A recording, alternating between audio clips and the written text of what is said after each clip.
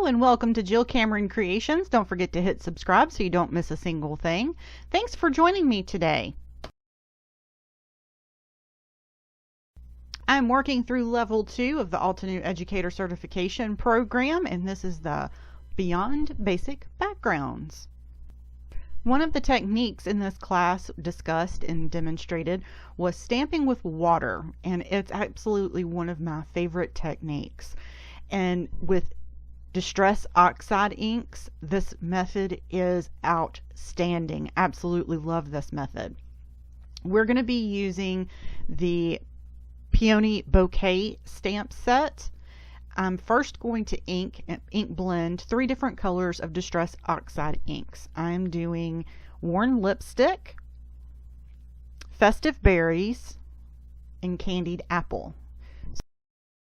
For my Distress Oxide inks, I like to use a domed sponge blender. I don't get marks on my paper. These blend like butter. I think you could probably put Distress Oxide inks on with, a toothbrush and they would still smooth out and be absolutely gorgeous. But one of the things that I have found to get really, really smooth blends with my Distress Oxide inks is to blend back and forth with these.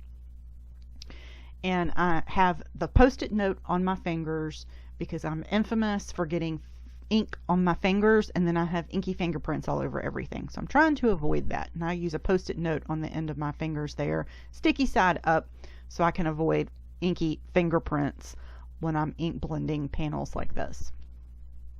This is sped up. I wish I could ink blend this fast. And this panel, I just really wanted something really pretty in red. I haven't done red a whole lot because it's not one of my favorite colors. So I decided that I would go with all red, and that variegated look from the pink down to that dark warm orangey kind of red is absolutely beautiful on this. Now I'm going to clean my mat up with a little squirt of water and a towel and just get that cleaned up on the mat here. And then I'm going to stamp the detailed stamp first. I'm not worrying about placement. I'm not worrying about overlapping or anything like that. I'm going to stamp in water. So the first thing I'm going to do is I'm going to spray with a distress sprayer, because you can actually control how much you spray. And then I'm going to put that down on my paper and I'll leave it there for a second or two, and then I'm going to pull it back up. Wipe off the stamp. Be sure to wipe off the stamp in between each stamp so that you don't transfer ink color from darkest to lightest or lightest to darkest, unless that's what you want to do and transfer some of that ink color there.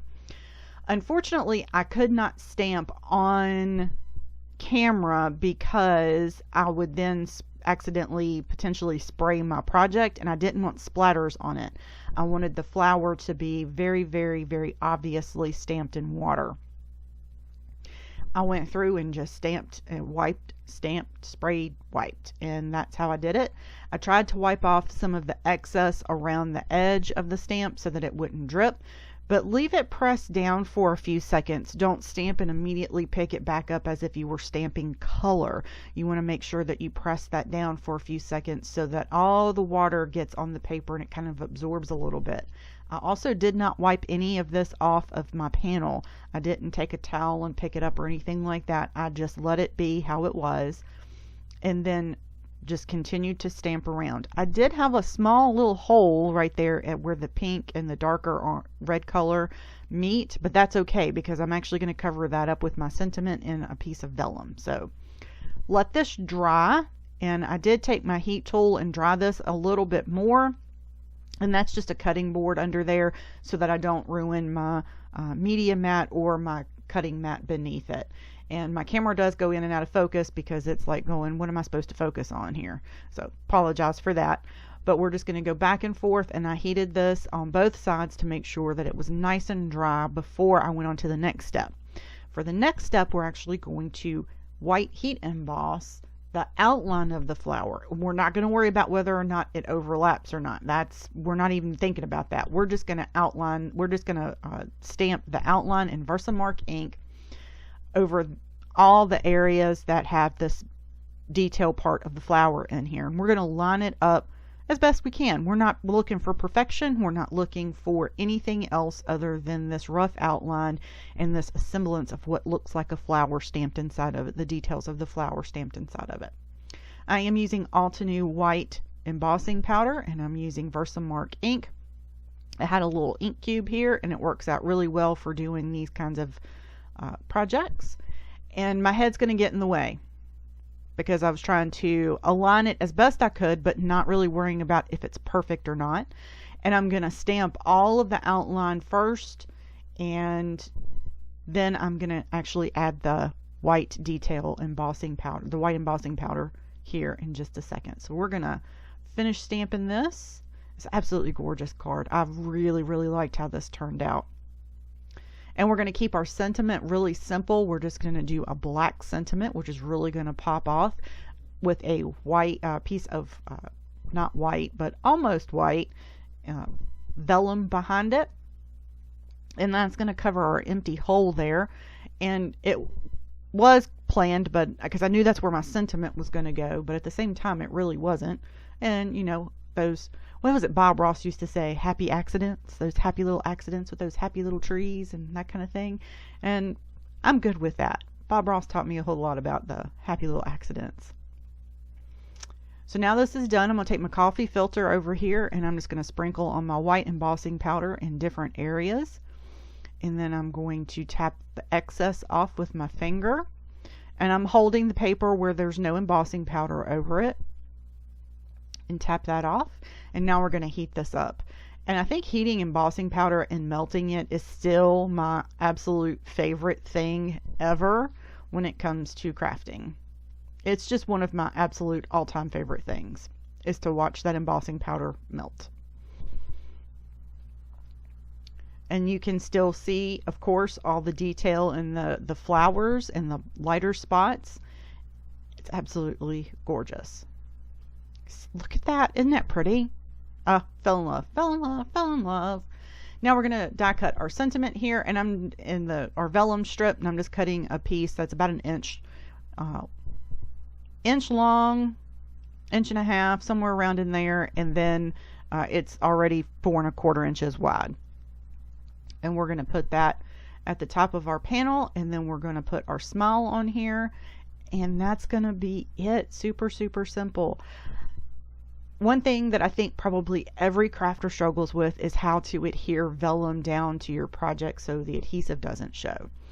I like to use liquid adhesive, and especially on a strip like this, I am actually going to put that liquid adhesive behind the letters and tack it down.